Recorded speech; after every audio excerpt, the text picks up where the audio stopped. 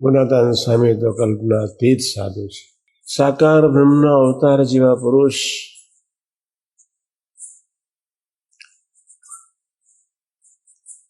મોટા મંદિરના મહંત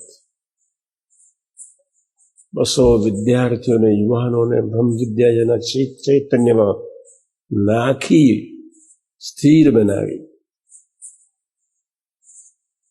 બ્રહ્મ વિદ્યા સ્થિર થઈ એનું લક્ષ્ય એક જ, એના જીવનમાં એક જ ધ્યેય હોય, તું રાજી થા, બીજો કોઈ નહીં. તું રાજી થા, ઇન્દ્રિયો નહીં, તું રાજી થા, મન બુદ્ધિ નહીં, તું રાજી થા, સેવકોને તું રાજી થા, અસ્તિત્વ બી રાજી નહીં થતું, કેવળ તું રાજી થા. એવી ભાવનાવાળા 200 વિદ્યાર્થીઓને બ્રહ્મ વિદ્યા ભણાવે. અને ગુણાતાન સ્વામી બહુ અદ્ભુત ધરતી પર આવીને કામ કર્યું હતું. 200 જણને બ્રહ્મ વિદ્યા બનાવી, એક અદ્ભુત કામ કર્યું છે. પરંપરા અખંડ રાખી, એ અદ્ભુત કામ કર્યું. હવે સાંભળજો. અને ત્રીજું અદ્ભુત કામ ભગવાન સ્વામિનારાયણના સ્વધામ ગયા પછી બધા જ પરમહંસોની છેલ્લી અવસ્થામાં બીમાર, પેટ બેસનું, દિવસમાં 50 વાર લેટ્રિન ધોવાના, આખી રાત્રિ જાગવાની, પોતા મૂકવાના, અને શબ્દો નિષ્ઠા કોઈને નહીં. એટલે એવા કોઈ પણ સંત એવા મુખ્ય પરમહંસો 40-50 ગુણાતાન સ્વામી જુનાગઢથી આવીને 6 મહિના સુધી સેવા કરે. 2 મહિના કરે, 5 દિવસ જી આવે, 2 મહિના કરે, 5 દિવસ જી આવે. કેટલું હિડન કામ કર્યું છે.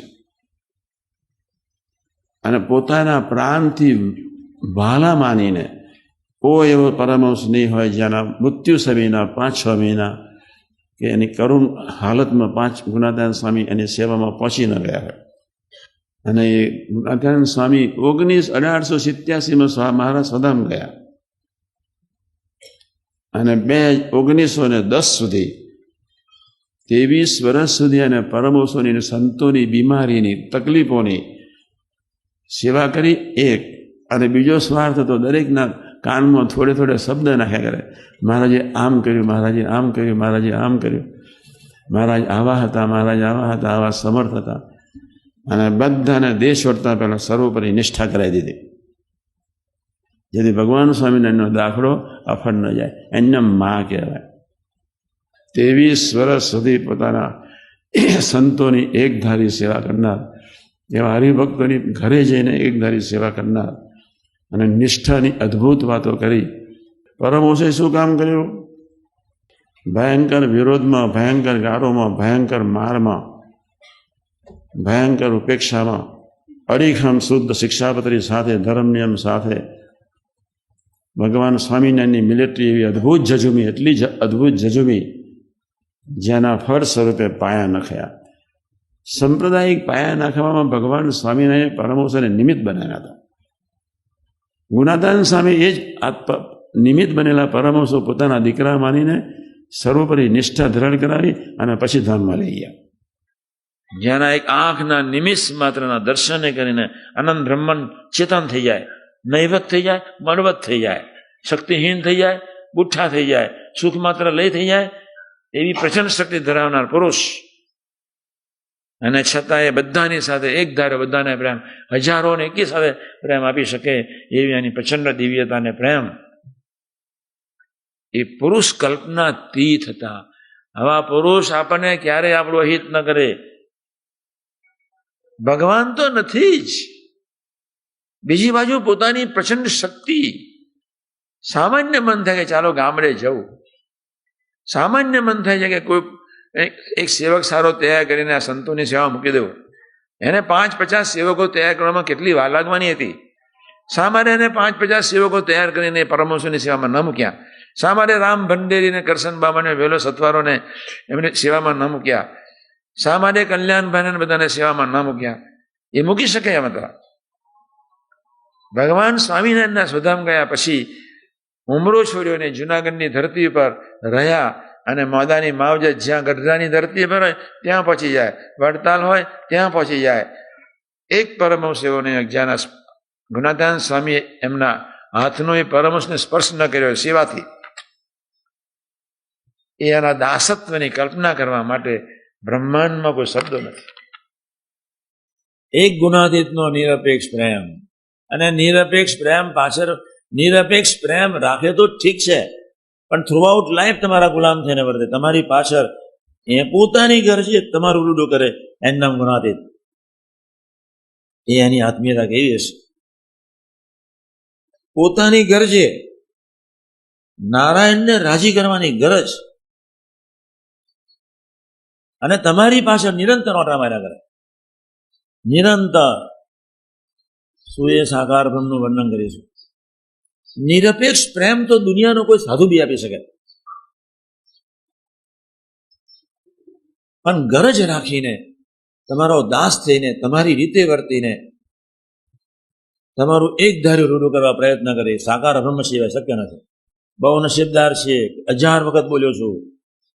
અક્ષર પુરુષોત્તમની શુદ્ધ ઉપાસનાના પટાંગણ પર બેઠા છીએ. આપણા જેવા અનંત બ્રહ્માંડમાં કોઈ નસીબદાર નથી. અનંત બ્રહ્માંડ એક કરુણાનિધિ નારાયણ છે. તમે એને લાખો વાર લાત મારો, પણ એની પ્રીતિમાં ક્યારેય ઓછા પનાવે એ ગુણાતીત. લાખો વખત લાત મારો છતાં એની પ્રીતિ તમારા માટે અને રંચ માત્ર સપનામાં અરુચિ ન જન્મે, પ્રગટે નહીં, એક જ જુએ. સહજાનંદની કોલેજમાં ક્યાંથી બસ આ એક ગરમ થાય તમારી આરસને પટલી કાઢવા માટે, પણ એની પ્રીતિમાં કચાશ ના આવે, ક્યારેય ન હોય. એ એમ જ કે આ ભલે ને બિચારો નથી સત્સંગ કરી શકતો, પણ આ સહજાનંદનો તો થયો છે. એક સહજાનંદ છે, અનંત બ્રહ્માંડનો આધાર પ્રાણ, પ્રેરક પ્રવર્તક, આનંદિત રસગન મૂર્તિ, એક અદ્વિતીય. યોગીજી મહારાજને સવારમાં નવડાવતા હતા. શરદ પૂર્ણિમાનો મંગળકારી શુભ દિવસ હતો. હું કોઈ દિવસ જવું નહીં. હું ચાલો જે વહેલા પછી જઈએ. બાબા 2 શબ્દ સરસ કહેશે, આનંદ કરીશું. અને મને તો કોઈ ગુનાદિતનું નામ લે તો બી આનંદ થઈ જાય. અને બાપાની વાણી સામે તો આનંદ હોય જ. એટલે ત્યારે બહુ હસતા, બહુ આનંદમાં ઉતરતા હશે. કદાચ ઢાબોડિયા પાછળ અને ઉતરતા હતા. હાસ શાસ્ત્રીમાં જ બહુ પ્રતાપી આ ડેરી પર કેવું સરસ મંદિર બનાવ્યું. અને ગુનાદિતની ડેરી કેવી સરસ. ગુનાદિત બાપાએ આપણા માટે સૌના માટે સંકલ્પ કર્યો કે જે અહીં આવશે બધાને સુખ્યા કરવા છે. સુખ્યા કરવા છે પોતા જેવા. એટલો બધો આનંદ થયો. સંકલ્પ સ્વરૂપનો છે, મહારાજનો છે. મારા સ્વરૂપનું વિજ્ઞાન થાવ. સંકલ્પ એમનો છે, સંકલ્પ યોગી મહારાજનો છે. આપણે એટલું જ કરવાનું છે,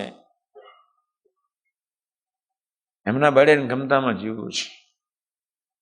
એવું ભવ્યાતીત ભવ્ય સ્વરૂપ, જેનું ખાલી એક દર્શન નિમિષ માત્ર આ ધરતીના પટરાંગમાં તો હોય નહીં. પેલું એક નિમિષ માત્રના દર્શનથી તમારા કરોડો જન્મના પાપના થરના ઓગળી જાય. એક સેકન્ડના લાખના ભાગમાં સૃષ્ટિને ચિન્મય બનાવી શકે એવી એની પ્રચંડ શક્તિ ધરાવનાર સાધુ.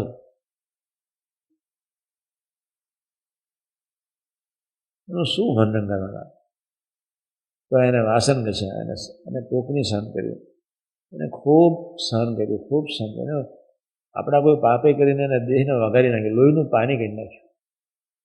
અક્ષર બ્રહ્મ છુપાવવા જ્યારે પ્રયત્ન કરે ત્યારે આપણે આપણી જાતને ક્યાં અક્ષર બ્રહ્મને, ક્યાં તમે, ક્યાં આકાશ પાતાળનો ફેર, શું કલ્પના કરી શકીશું પુરુષોત્તમ નારાયણના સગુણ અને નિર્ગુણ ઐશ્વર્યનું શું કલ્પના કરીશું?